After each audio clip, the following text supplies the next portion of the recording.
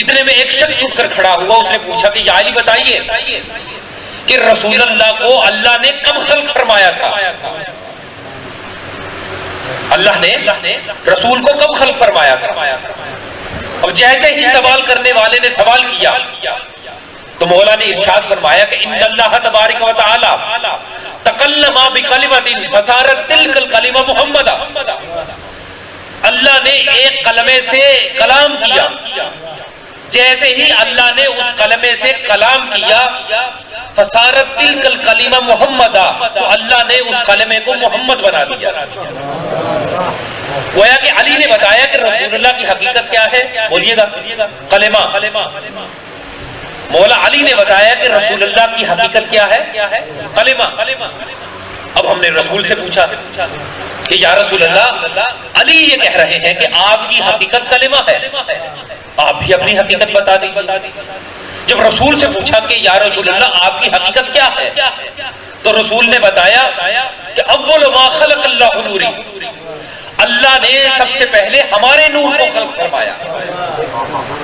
अली फरमा रहे हैं कि रसूलुल्लाह की हकीकत है कलेमा, और रसूल फरमा रहे हैं कि मेरी हकीकत है नूर।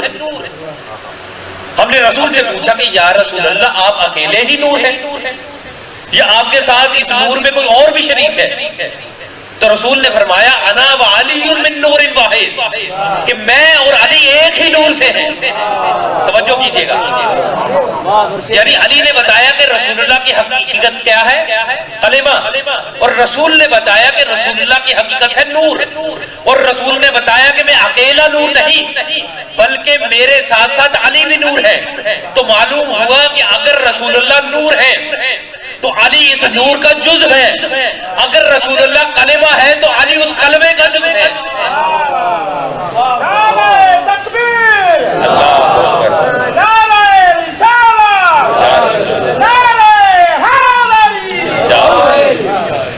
तो अज़ीज़ान किराम, जहां पर अल्लाह ने कुरान मजीद में अपनी इताअत का ऐलान किया, वहीं पर अपनी इताअत के साथ साथ अपने रसूल की इताअत का भी ऐलान किया, और रसूल की इताअत के साथ साथ अपने वली अली की इताअत का भी ऐलान किया। या अय्युहल्लज़ीना आमनू अतिउल्लाह व अतिउर रसूल व उलुल अम्र मिनकुम, कि ऐ ईमान वालों, अल्लाह की इताअत करो, रसूल की इताअत करो, और जो तुम में साहिबान अम्र हो उनकी इताअत करो। और जहां पर विलायत का जिक्र किया तो इरशाद फरमाया कि इन्नमा वलियुकुमुल्लाहु व रसूलुहु वल्लज़ीना आमनुल्लज़ीना युक़ीमूनस सलाता व युअतूनज़ ज़काता व हुम राकिऊन, कि अल्लाह वली है, उसका रसूल वली है, और वो वली है जो हालत रुकू में ज़कात देता है। अब जब आपकी और मेरे छठे इमाम से पूछा गया कि मौला मैंने सुना है, एक शख्स आया इमाम के पास आकर उसने कहा कि मौला हमने सुना है कि पुले सिरात कि जिस पर से गुजर कर इंसान जाएगा, मौला वो पुले सिरात बाल से भी ज्यादा बारीक है। इमाम ने फरमाया बिल्कुल ठीक कहा। मौला फिर तो इस पर से गुजरना बहुत ही ज्यादा मुश्किल होगा। कहा मौला मैंने ये भी सुना है कि ये पुले सिरात के जिस पर से गुजरा जाएगा, जहां ये बाल से ज्यादा बारीक है, ये आग से ज्यादा गर्म भी है। फरमाया बिल्कुल ठीक सुना। वो ये सहाबी सुनकर रोने लगा, कहने लगा मौला फिर तो इस पर से गुजरना बहुत ही ज्यादा मुश्किल है। फिर कहने लगा मौला जहां ये बाल से ज्यादा बारीक है, आग से ज्यादा गर्म है, वहां पर ये तलवार की धार से ज्यादा तेज भी है। इमाम ने फरमाया तूने बिल्कुल ठीक सुना है। ये सुनकर वो रोने लगा। इमाम ने फरमाया कि याद रख, क्या तू भी दुनिया वालों की तरह पुले सिरात की हकीकत को उसी तरह समझता है जिस तरह से वो समझते हैं? इमाम ने फरमाया याद रख, वो पुले सिरात के जिसके बारे में तूने सुना है कि ये बाल से ज्यादा बारीक है, ये तलवार से ज्यादा तेज है, ये आग से ज्यादा गर्म है, याद रख मेरे जद अली की विलायत बाल से भी ज्यादा बारीक है, आग से भी ज्यादा गर्म है, और तलवार से भी ज्यादा तेज है। जो मेरी जद अली की विलायत को रखता होगा वो एक ही लम्हे में पुले सिरात को आबूर कर लेगा।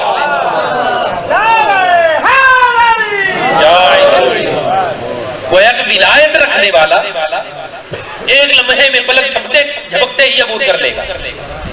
इसलिए कि आप अगर ज़ियारत अमीरुल मोमिनीन पढ़ें तो आपको इसमें एक जुमला मिलेगा, अस्सलामु अलैका या अमीरुल मोमिनीन, अस्सलामु अलैका या रहमतन अलल मोमिनीन, के ए अली आप पर सलाम जो मोमिनीन के लिए अल्लाह की रहमत है।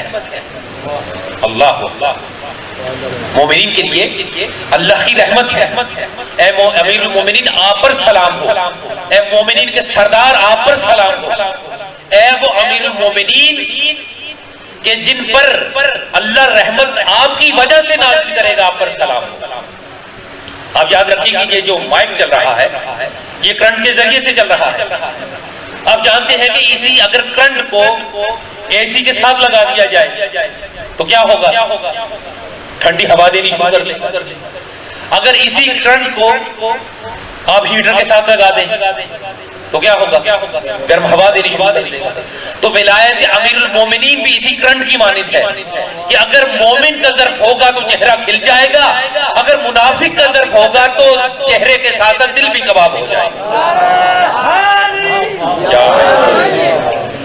इसीलिए पैगंबर ने जहां पर अपनी फजीलतों को बयान किया, वहीं पर अली की फजीलतों को भी बयान किया। जो कुछ अल्लाह ने रसूलुल्लाह को अता किया, साथ साथ अमीरुल मोमिनीन को भी अता किया। मसलन रसूलुल्लाह इरशाद फरमाते हैं, इन्नल्लाह तबारक व तआला, अल्लाह ऐसी कमाल की ये हदीस है कि हो सकता है बहुत से मोमिनीन ने ना सुनी हो। रसूलुल्लाह फरमाते हैं कि अल्लाह ने मुझ मोहम्मद को 5 चीजों से नवाजा, और जहां पर अल्लाह ने मुझे 5 चीजों से नवाजा, वहीं पर अली को भी 5 चीजों से नवाजा। आतानी अल्लाहु खमसन व आता अलीयन खमसा, अल्लाह ने मुझे भी 5 चीजों से नवाजा और अली को भी 5 चीजों से नवाजा। आतानी जवामिउल कलिम व आता अलीयन जवामिउल इल्म, अल्लाह ने मुझे कलिमात के मजमूए से नवाजा और अली को इल्म के मजमूए से नवाजा। वजअलनी नबिय्यन वजअला अलीयन वसिय्या, अल्लाह ने मुझे नबी बनाया और अली को मेरा वसी करार दिया। फिर फरमाया कि तीसरी चीज जो अल्लाह ने मुझे और अली को अता फरमाई, आतानी अल कौसर, अल्लाह ने मुझे कौसर अता फरमाई। व आता अलीयन सलसबील, और अली को अल्लाह ने सलसबील अता फरमाया। फिर चौथी चीज फरमाई, आतानियल वहिया, अल्लाह ने मुझे वही अता फरमाई। व आता अलीयन इल्हाम, और अल्लाह ने अली को इल्हाम अता फरमाया। फिर फरमाया कि 5वीं चीज जो अल्लाह ने मुझे और अली को अता फरमाई वो कौन सी है, वो उसरिया बिही इला समा, अल्लाह ने मुझ मोहम्मद को आसमानों पर मेराज अता फरमाई। वफुतिहत लहू अबवाबुस समा हत्ता रआ मा रअयत, और अली के लिए आसमानों के हिजाबों को हटा दिया, यहां तक कि मैंने मेराज में से अली को देखा और अली ने जमीन पर बैठकर आसमान पर मेराज में मुझ मोहम्मद को देखा। अल्लाह फरमाया कि जब मैं मेराज में गया ना तो अल्लाह ने आसमान के सारे हिजाबात को हटा दिया, मैंने जमीन पर अली को देखा और अली जमीन पर खड़े होकर मुझ मोहम्मद को देख रहे थे। उस वक्त अल्लाह ने कहा कि ऐ मेरा हबीब, अली की विलायत का ऐलान कर दे। हम ये समझते हैं कि गदीर में रसूलुल्लाह ने अली की विलायत का ऐलान किया था। जब ये हदीस सुने वह उस रिया बिही इला समा, कि अल्लाह ने जब मैं मोहम्मद मेराज पर गया तो अल्लाह ने आसमानों के हिजाबात को हटा दिया। वह फुतिहत लहू अबवाबुस समा हत्ता रआ मा रअयत, अल्लाह ने आसमानों के हिजाबों को अली के लिए हटा दिया। अली जमीन पर बैठकर मुझ मोहम्मद को आसमान पर देख रहे थे और मैं मोहम्मद आसमानों पर बैठकर अली को जमीन पर देख रहा था। और अल्लाह ने इरशाद फरमाया कि ऐ मोहम्मद, अली की विलायत का ऐलान कर दे। और मैंने वहां पर मेराज में बैठकर अली की विलायत का ऐलान किया। हम और आप ये सुनते हैं ना कि गदीर का दिन रसूल अल्लाह ने फरमाया था कि अल्लाह ने मुझे हुक्म दिया है कि या अय्युहर रसूल बल्लिग मा उनज़िला अलैका मिन रब्बिक। तो ये ऐलान गदीर के मैदान में नहीं हुआ, सबसे पहले ये ऐलान रसूल अल्लाह ने मेराज में किया था। और याद रखिए कि ये विलायत का ऐलान नबी ने अपनी तरफ से नहीं किया। जिस तरह से कोई शख्स अल्लाह के हुक्म के बगैर नबी नहीं बन सकता, जिस तरह कोई रसूल अल्लाह की मर्जी के बगैर रसूल नहीं हो सकता, इसी तरह कोई वली अल्लाह की मर्जी के बगैर वली नहीं हो सकता। तो रसूल अल्लाह ने क्या फरमाया? आतानी अल्लाहु खम्सन व आता अलीयन खम्सा। अल्लाह ने मुझ मोहम्मद को 5 चीजों से नवाजा और अली को भी 5 चीजों से नवाजा। आतानिया, बोलिएगा, आतानियल वहिया, अल्लाह ने मुझे वही अता फरमाई। वाता अलीयन इल्हाम, अली को अल्लाह ने इल्हाम अता फरमाया। इसलिए कि हमारा अकीदा है कि रसूल अल्लाह खातमुन नबिय्यीन है, रसूल अल्लाह आखिरी रसूल है। अब इनके बाद ना कोई किताब नाजिल होगी, ना कोई नबी आएगा। लेकिन इसका मतलब ये नहीं है कि अगर अब कोई नबी नहीं आएगा, अगर अब कोई किताब नहीं आएगी तो जिब्राइल नाजिल नहीं होंगे। जिब्राइल नाजिल होते रहेंगे, इल्हाम आइमा पर होता रहेगा। इसलिए कि जब रसूलुल्लाह पर वही नाजिल होती थी ना, तो गारे हिरा में जब पहली वही नाजिल हुई तो अली रसूलुल्लाह के साथ थे।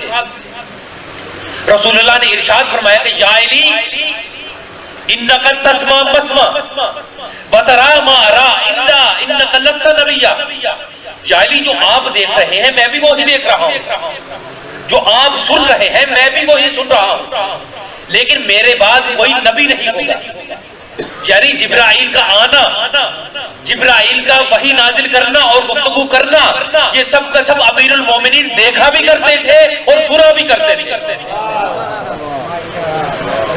हजरत अब्दुल्लाह इब्ने अब्बास कहते हैं कि जब मैंने रसूलुल्लाह की ये हदीस सुनी, जो मैंने अभी आप हज़रात की खिदमत में पेश की, उस हदीस के सुनने के बाद मोहब्बत अली मेरे खून और गोश्त का हिस्सा बन गई।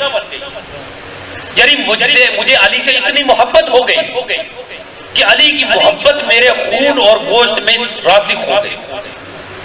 और अली से मोहब्बत होनी भी ऐसी चाहिए कि इंसान के खून और गोश्त का हिस्सा बन जाए।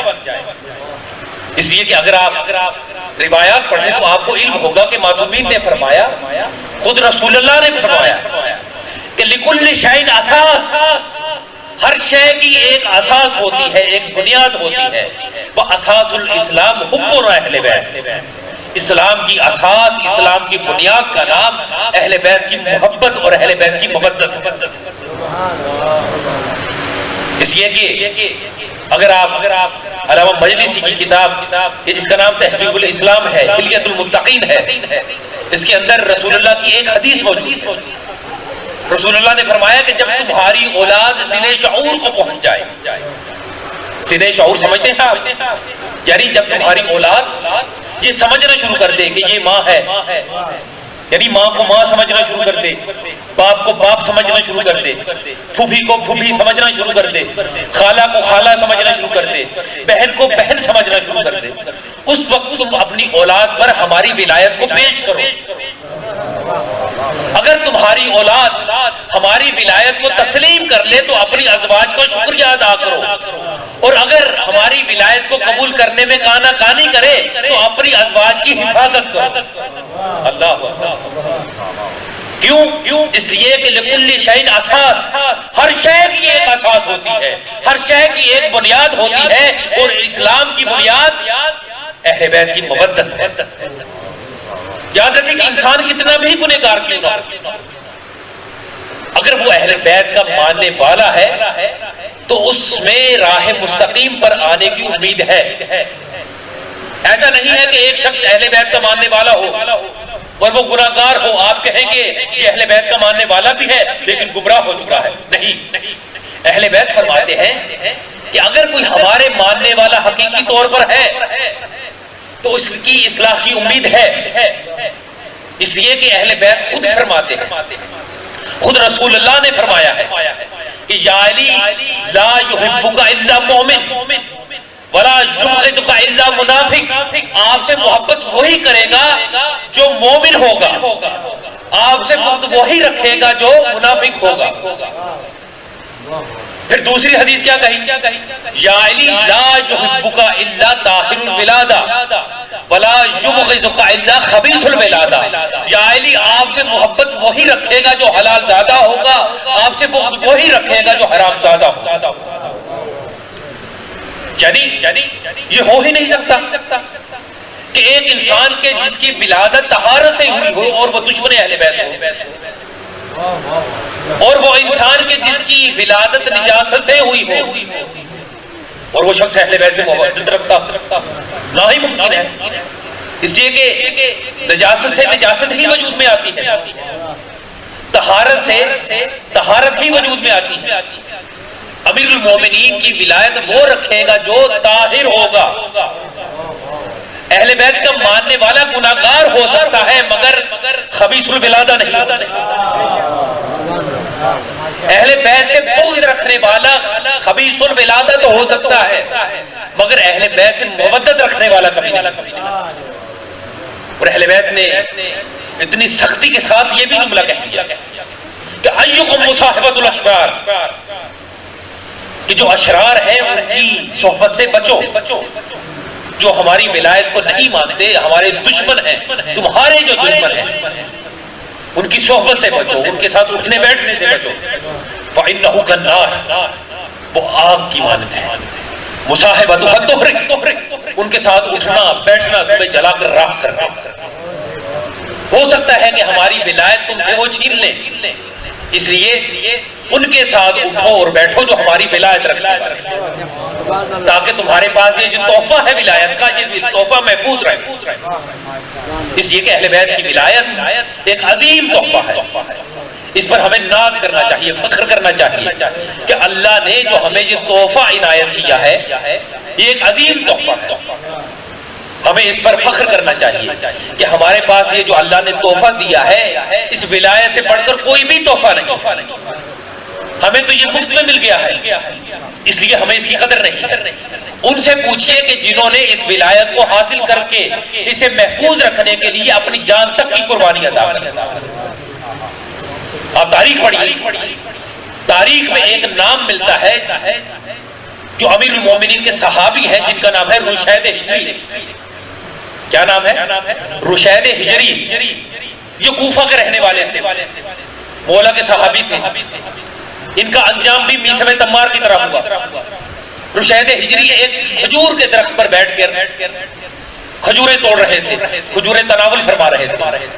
जैसे ही अमीरुल मोमिनीन वहां से गुजरे तो अमीरुल मोमिनीन ने रुशैद हिजरी की तरफ देखा, कहा कि ए रुशैद हिजरी, जिस दरख्त पर बैठकर तुम खजूरें तनावुल कर रहे हो, हमारी मोहब्बत में इसी खजूर के दरख्त पर तुम्हें लटका कर मौत के घाट उतार दिया जाएगा।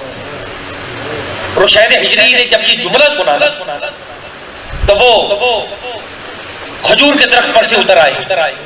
और तारीख ये बताती है कि कूफा में ये दरख्त जो खजूर का मौजूद था, 20 साल तक रुशैद हिजरी इस दरख्त को पानी देते रहे कि मेरे मौला ने इरशाद फरमाया था कि इस पर मेरी विलायत के मानने वाले की मेराज हो। 20 साल जब गुजर गए तो एक मर्तबा अगली सुबह जब ये बाग में आते हैं तो देखते हैं कि वो खजूर का दरख्त के जिसे ये हर रोज पानी देते थे वो सूख चुका।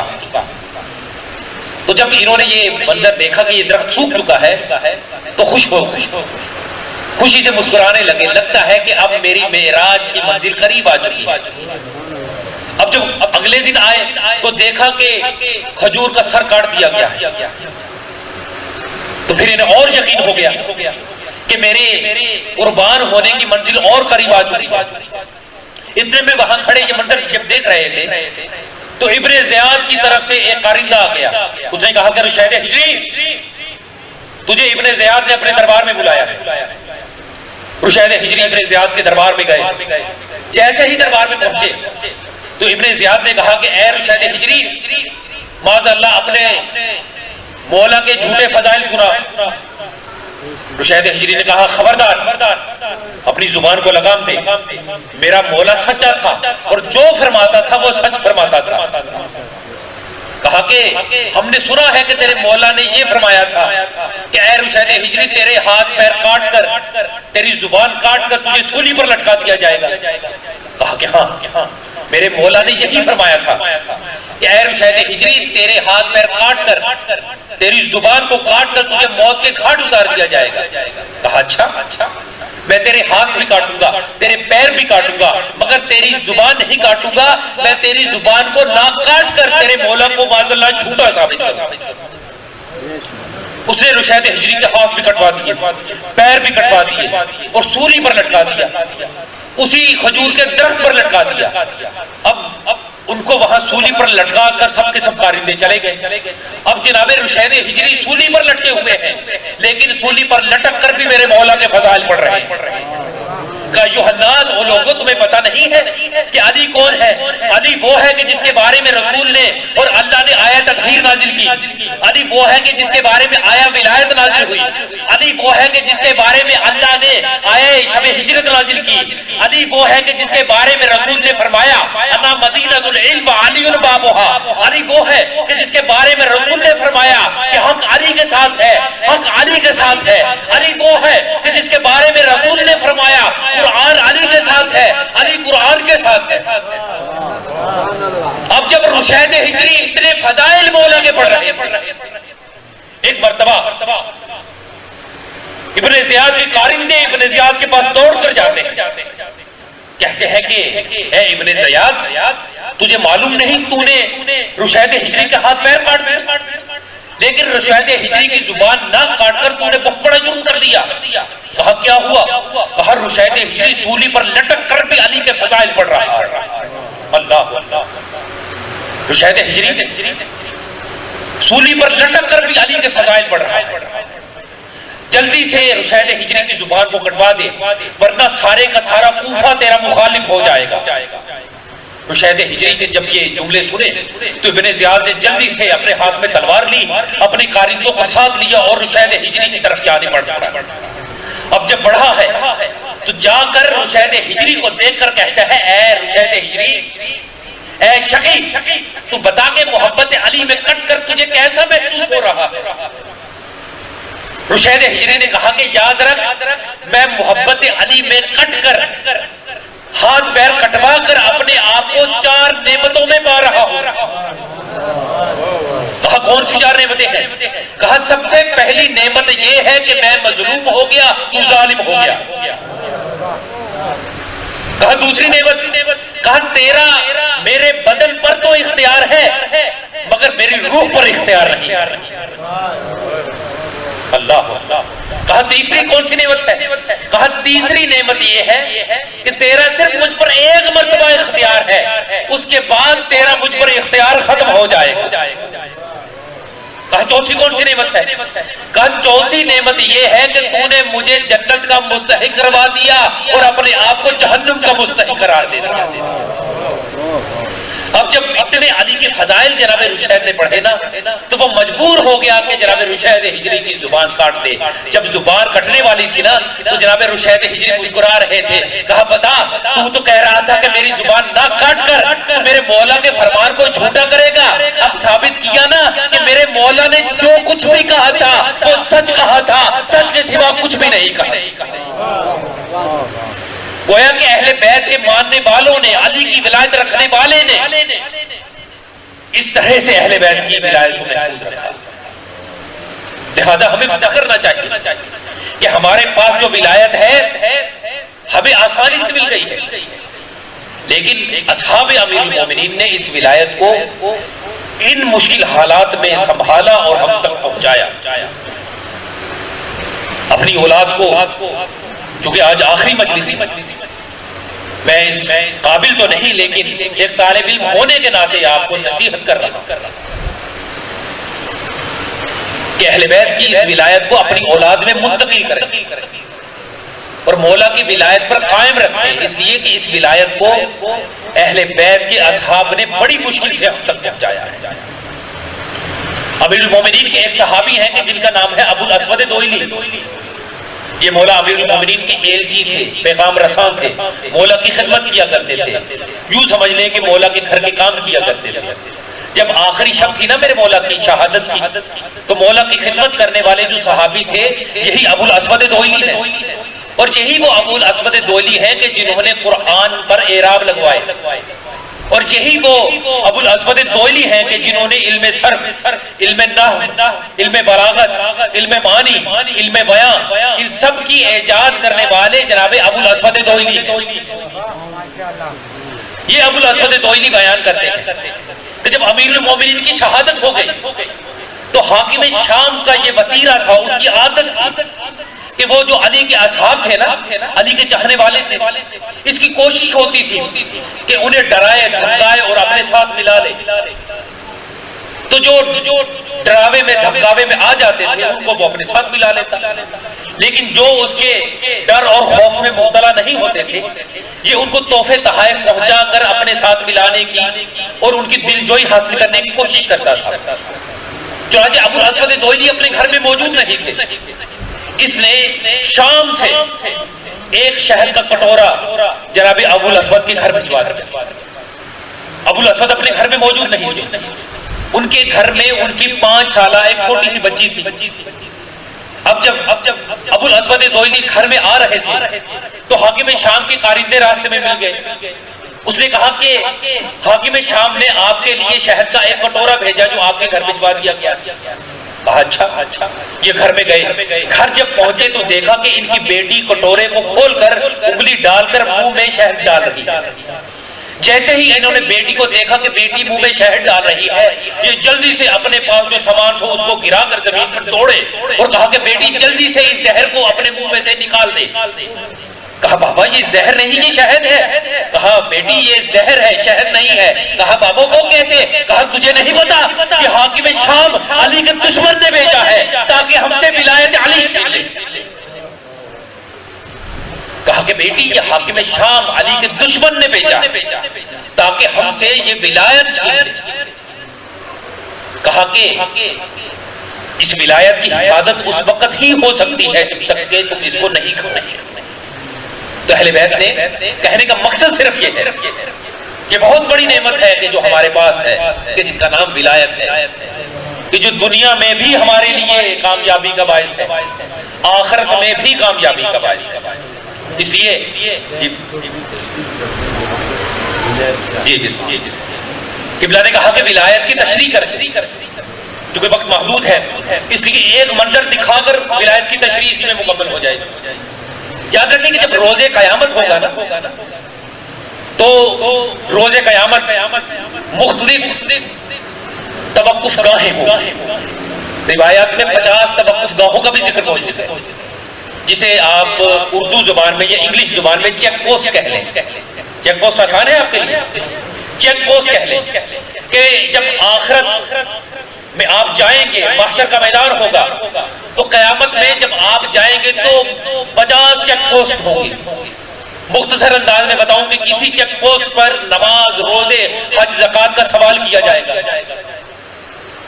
फरिश्ते कहेंगे कि हाँ, एक फर्द गुजरेगा, कहेंगे हाँ अपना अमालनामा दिखाओ, अमालनामा खोला जाएगा।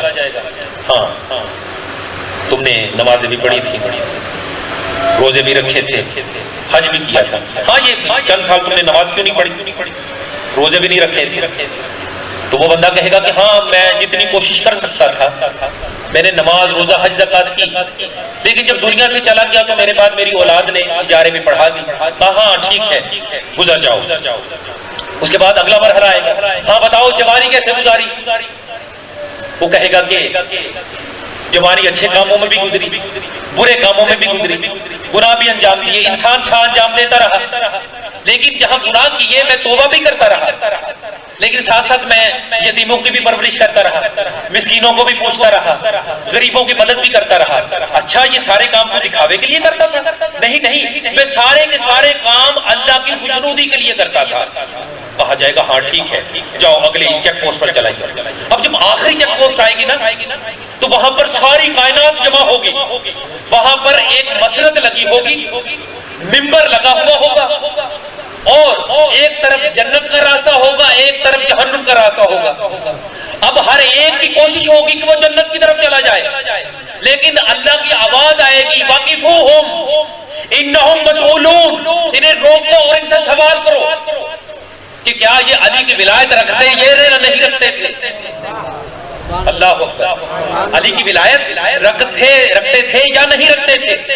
विलायत यानी रसूल अल्लाह सबसे पहले वली है, उसके बाद रसूल अल्लाह वली है, उसके बाद अली वलीउल्लाह वली है, और सिर्फ अली वली नहीं है। आयत में है वल्लाजीना, वल्लाजीना जमा का सीगा है कि जिसमें कम अज कम 12 अफराद आते हैं, यानी सिर्फ अली वली नहीं, अली से लेकर आखिरी हुज्जत तक ये सबके सब वली हैं। यानी कायनात पर इनको इख्तियार है। रसूल अल्लाह के बाद रसूल अल्लाह की ये जानशीन हैं, दीन की जिम्मेदारी और दीन की हिदायत इनके जिम्मे है। जो भी इनके बगैर किसी को अल्लाह का वली मानेगा वो हक पर नहीं होगा। हक पर सिर्फ वही है कि जिनको रसूल अल्लाह ने हक करार दिया कि अली हक के साथ है, हक अली के साथ है, कुरान अली के साथ है, अली कुरान के साथ है। इनको मानना और इनकी मानना यही इनकी विलायत है। अब जब मंजर को पूरा कर दूं कि जब क़यामत के मैदान में सब पहुंचे होंगे, आखिरत का मैदान होगा, मैदान आखिरत होगा, और वहां पर नूर का मिंबर लगाया जाएगा। खतीब मिंबर सलूनी, खतीब मिंबर क़यामत होगा। इसलिए कि आपने हदीस सुनी है ना कि याली अंत कसीमुन नार वल जन्नह, यानी आप जन्नत और जहन्नुम के तकसीम करने वाले हैं। तो अली जन्नत कैसे तकसीम करेंगे? अली जन्नत का परवाना बांटेंगे, जिसे चाहेंगे जन्नत का परवाना दे देंगे, अल्लाह उसे जन्नत दे देगा, जिससे रुख फेर लेंगे उसे जहन्नुम में दाखिल कर दिया जाएगा। अब अली कैसे मिंबर पर बैठेंगे? आप कहेंगे क्या दलील है कि अली जन्नत और जहन्नुम तकसीम करेंगे? आप सूरह फातिहा में पढ़ते हैं कि अल्लाह क्या है? अल्लाह मालिक यौमिद्दीन है, रोजे आखिरत के मालिक को मालिक यौमिद्दीन है। अभी बहुत से अफराद करबला तशरीफ ले गए हैं, जो नजफ में तशरीफ फरमा हो, आप उनसे कहिए कि अमीरुल मोमिनीन की जियारत पढ़ें, और वो आपको पढ़कर वो जुमला बतलाएं कि इसमें क्या ये जुमला लिखा है या नहीं।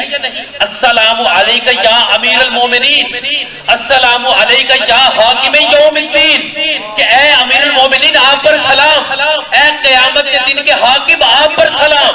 यानी अल्लाह क़यामत के दिन का मालिक है, अली क़यामत के दिन का हाकिम है। यानी अल्लाह मालिक यौमिद्दीन है, अली हाकिम यौमिद्दीन है। अली अल्लाह क़यामत के दिन होंगे, अल्लाह अली से कहेगा कि ऐ अली जन्नत को तुम बांटो। अच्छा, जब रोजे क़यामत होगा ना, तो नूर के मिंबर पर अली तशरीफ फरमा होंगे। एक मर्तबा रश लगा हुआ होगा, रिवायात में ये जुमले हैं, अपनी तरफ से नहीं कह रहा। एक मर्तबा हजूम होगा, उस वक्त अली अली अली अली की आवाजें आ रही हैं। जिसे जन्नत का परवाना मिल चुका होगा वो या अली या अली या अली के नारे लगा रहा होगा, और जो अली की विलायत के मुनकिर होंगे वो कह रहे होंगे कि यहाँ अली अली की आवाजें क्यों आ रही हैं। तो उनसे पूछा जाएगा और वो कहेंगे कि ऐ जन्नत का परवाना लेकर आने वालों, ये तुम जन्नत का परवाना लेकर अली अली क्यों कर रहे हो? तो वो बताएंगे तुम्हें नहीं पता, जन्नत और जहन्नुम तकसीम करने वाली जात का नाम अली इब्न अबी तालिब है। अल्लाह अकबर।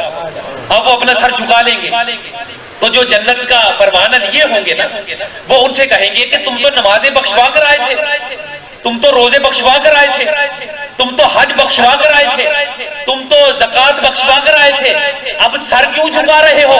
वो कहेंगे कि हमें क्या मालूम था कि जिस अली की हम जिंदगी भर मुखालिफत करते रहे, क़यामत में जन्नत उसी के हाथों मिलेगी।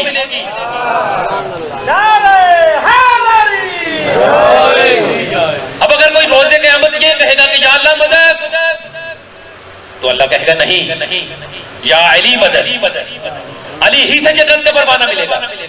किबला काज़मी साहब, आप तबर्रुक हर रोज तकसीम करते हैं यहाँ पर, किबला नकवी साहब की तरफ से तकसीम होता है और आप तकसीम कर रहे होते हैं।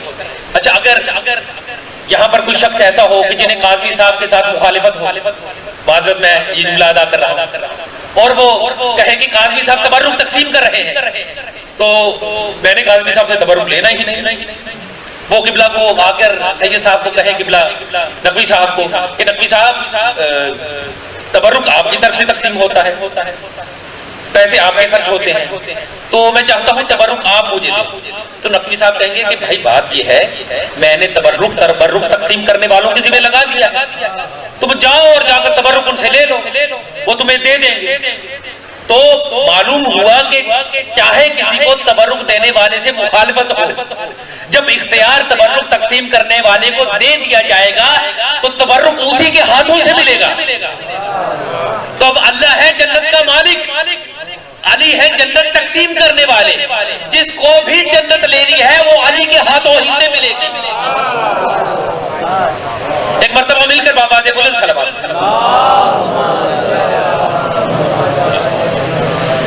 जन्नत अगर मिलेगी तो वो अली ही से मिलेगी, इसलिए कि अली जन्नत और जहन्नुम के तकसीम करने वाले, जो विलायत अहले बैत रखता होगा, विलायत अहले बैत के साथ साथ अहले बैत की इताअत भी करता होगा, जन्नत में उसे दाखिल किया जाएगा। और याद रखिए, कमी कास्ती हर एक से रह जाती है, गुनाहगार हर शख्स होता है, अहले बैत का मानने वाला जन्नत में जाएगा, गुनाहगार क्यों ना हो जन्नत में जाएगा। लेकिन याद रखिए, जन्नत में जाएगा लेकिन जन्नत में मुख्तलिफ दरजात हैं।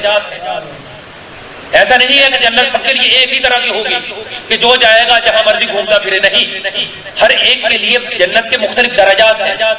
रिवायात के अंदर मौजूद है कि जब अली के मानने वाले गुनाहगार भी जन्नत में जाएंगे ना किबला, ये बात तफसीर शाफी के अंदर भी मौजूद है, और रिवायात मासूमीन की शर्म में ये बात लिखी गई है कि गुनाहगार भी अगर कोई होगा तो वो जन्नत में जाएगा, लेकिन जब एक गुनाहगार जन्नत में जाएगा तो उसे जन्नत के एक कोने में बिठा दिया जाएगा कि भाई उधर जाकर बैठ जाओ। तो वो देखेगा कि एक जगह पर हुजूम है और वहां से नूर निकल रहा है। वो फरिश्तों से पूछेगा कि ये कौन है, किसका नूर है, तो वो बताएंगे ये मोहम्मद व अहले बैत मोहम्मद का नूर है। तो वो कहेगा कि मुझे भी इजाजत दो, मैं भी आले मोहम्मद का मानने वाला हूं, मुझे भी उनकी जियारत करनी है। तो वो कहेंगे कि नहीं, तुम जन्नत में आ तो गए हो लेकिन तुम आले मोहम्मद की जियारत नहीं कर सकते।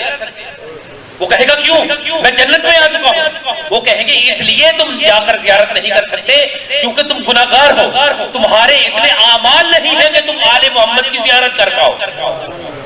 तुम आले मोहम्मद के मानने वाले हो, तुम्हारे आमाल इतनी गुंजाइश के थे कि तुम्हें जन्नत में लाया जाए, लेकिन तुम्हारे आमाल और तुमने अहले बैत के फरामीन पर उतना अमल नहीं किया कि तुम अहले बैत की जियारत कर पाओ, लिहाजा तुम्हें जन्नत में दाखिल कर दिया गया है, यही काफी है, तुम वहां पर जाकर बैठ जाओ। अब मुझे बताइए कि एक मुहिब कि जो अपने महबूब को चाहता हो, उसका महबूब भी उसके सामने हो और उसे इजाजत ना दी जाए कि वो उनसे मुलाकात करे, उसकी कैफियत क्या होगी। आज हमारा 12वां इमाम गैबत में है, आप में से हर कोई मुंतज़िर नहीं है कि आज इमाम का ज़हूर हो जाए और हम अपने इमाम की जियारत करें। बेताब है या नहीं, हर एक बेताब है, लेकिन इमाम ज़हूर ही नहीं करते। आखिर इसकी वजह क्या है? इसकी वजह यह है कि इमाम को जिन असहाब की जरूरत है वो मौजूद ही नहीं है।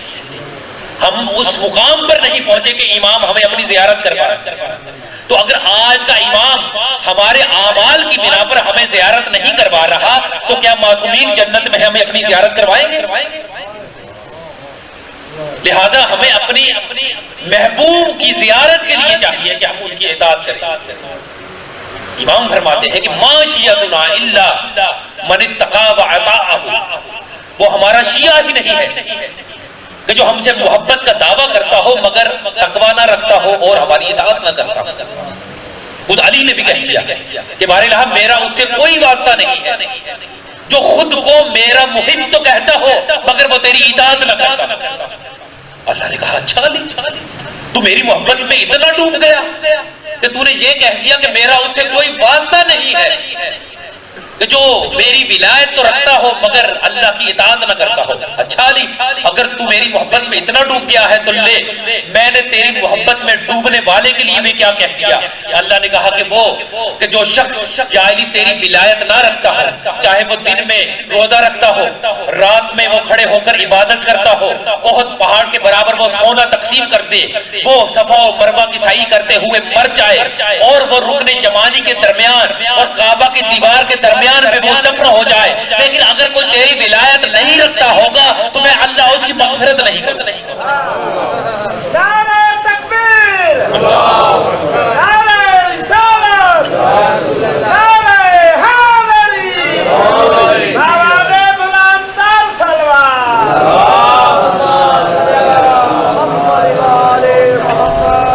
बस अज़ीज़ान गिरामी, वक्त चूंकि बहुत हो चुका, दिल तो था कि बहुत कुछ कहता, लेकिन दामने वक्त में जितनी गुंजाइश थी कोशिश की कि वो मतालिब आप हज़रात की खिदमत में पेश कर सकूं जो विलायत का हक है, वगरना इस हक को कोई भी अदा नहीं कर सकता। इसका हक यही है कि जितनी हमें मारिफत है, चाहे वो विलायत की है या तालीमात अहले बैत, हम इस विलायत पर भी कायम रहें और तालीमात अहले बैत पर भी कायम रहें। मेरी दुआ है कि खुदावंद आलम नकवी साहब की इस सफ़े आज़ा को बिछाना मोहम्मद व अहले बैत मोहम्मद अपनी बारगाह में कबूल व मंजूर फरमाए। काज़मी साहब जो इस इमाम बार के मुतवल्ली हैं, खुदावंद आलम दुश्मनान के शर से इस बारगाह को महफूज रखे और इस बारगाह में खुदावंद आलम मजीद वसअत फरमाए। एक मरतबा मिलकर बावाज़ बुलंद सलावत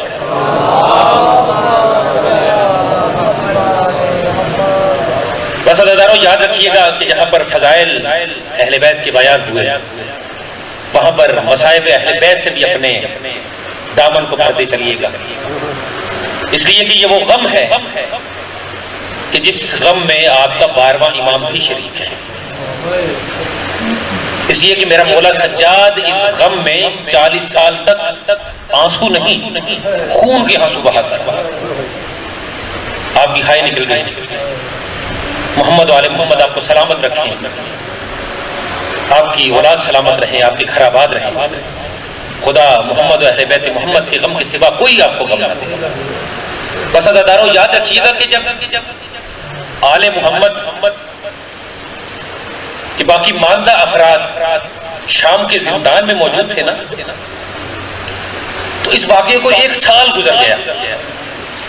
जब 1 साल गुजर गया तो इस 1 साल के अरसे में यजीद के खिलाफ बहुत सी ऐसी मुहिमें उठी, बहुत सी ऐसी तहरीकें उठी, बहुत से ऐसे इनकलाब आए कि जिन्होंने ये बात की कि यजीद, तूने करबला के मैदान में हुसैन को तो शहीद कर दिया,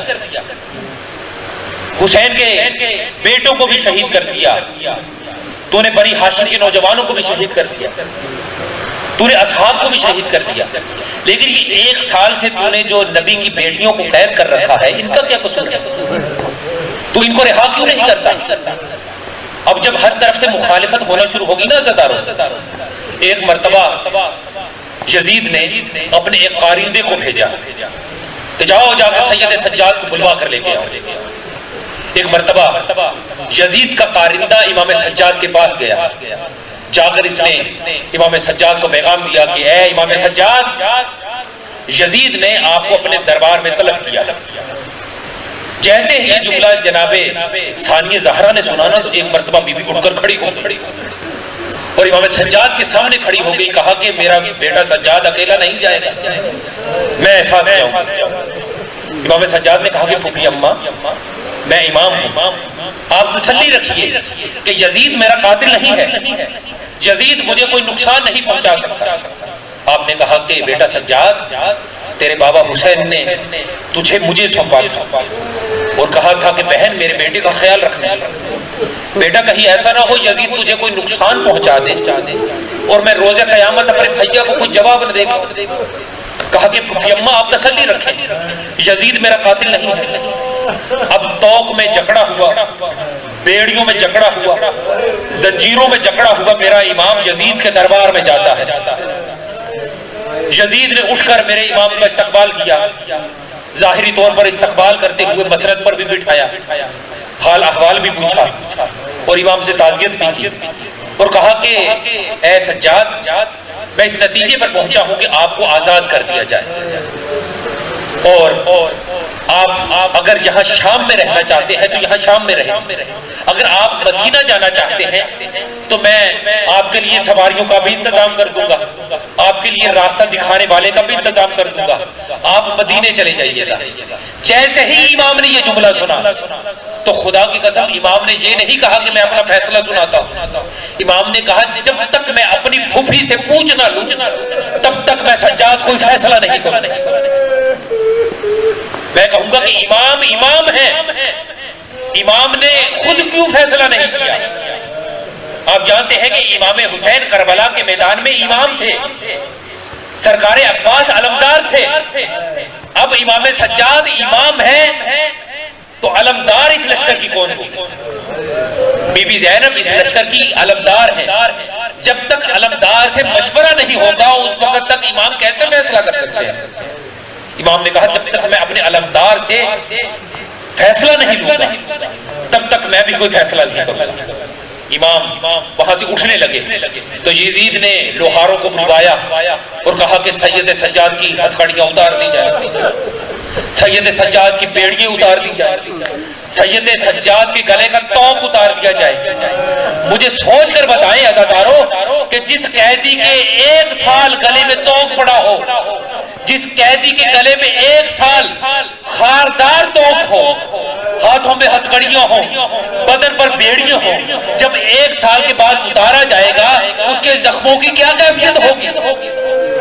बस जब 1 साल के बाद गले का खारदार तौक उतारा गया, जख्म खुल गए, जख्मों से खून बहना शुरू हो गया। बेड़ियां पहनी थी, बेड़ियों की जगहों से खून बहना शुरू हो गया। अब सज्जाद लहूलुहान है। एक मर्तबा जब यजीद के दरबार से मेरा मौला कैद खाने में गया ना तो लहूलुहान भतीजे को बीबी ने देखा। एक मर्तबा बीबी उठकर खड़ी हो गई, भतीजे को सीने से लगाकर कहा कि बेटा सज्जाद खैरियत तो है? आज तेरी बेड़ियां भी खुल गई, आज तेरे गले का तौक भी खुल गया, आज तेरी हथकड़ियां भी खुल गई। कहा फूफी अम्मा यजीद ने आज कहा है कि वो हमें आजाद करना चाहता है। फूफी अम्मा मैं पूछने के लिए आया हूं कि आप क्या हुक्म देती हैं? बीबी ने कहा बेटा सज्जाद हम उस वक्त तक आजादी नहीं चाहेंगे जब तक कि यजीद हमारे मुतालबात नहीं मानेगा। कहा फूफी अम्मा बताइए क्या मुतालबात है? कहा मेरा पहला मुतालबा ये है कि यहाँ पर हमें एक मकान दिया जाए कि जहाँ पर 10 दिन में अपने भैया हुसैन की आजादारी करूंगी, फिर सब शोहदा के सर हमें वापस कर दिया जाए, हम अपनी गोदों में उन सरों को रखकर आजादारी करना चाहते हैं। बस अज़ादारों जैसे ही सबके सब सर आ चुके ना और सबकी सब शाम की दमिश्क की बीबियों ने आकर देखा कि एक मर्तबा इस घर के अंदर शोर बरपा है, सबकी सब बीबियां रो रही है, लेकिन अज़ादारों जो छोटे छोटे सर पड़े हैं एक अलग तरफ पड़े हैं, कोई उन पर रो नहीं रहा। एक मर्तबा सारी दमिश्क की बीबियां कहने लगी कि ऐ बीबियों ये कौन से 2 बच्चे हैं कि जिन पर कोई रोने वाला नहीं है? एक मर्तबा औनो मोहम्मद की मां ने कहा कि मेरे बेटों के सर है, मैंने इन सरों को अपने हुसैन पर फिदा कर दिया था, मैंने ये सदका कर दिए थे, इसलिए मैं किसी को इजाजत नहीं दूंगी कि कोई इन बेटों पर रोए। अजरुकुम अल्लाह, अल्लाह आपकी आवाजों पर रहमत नाजिल करे। कहा और क्या चाहती हैं?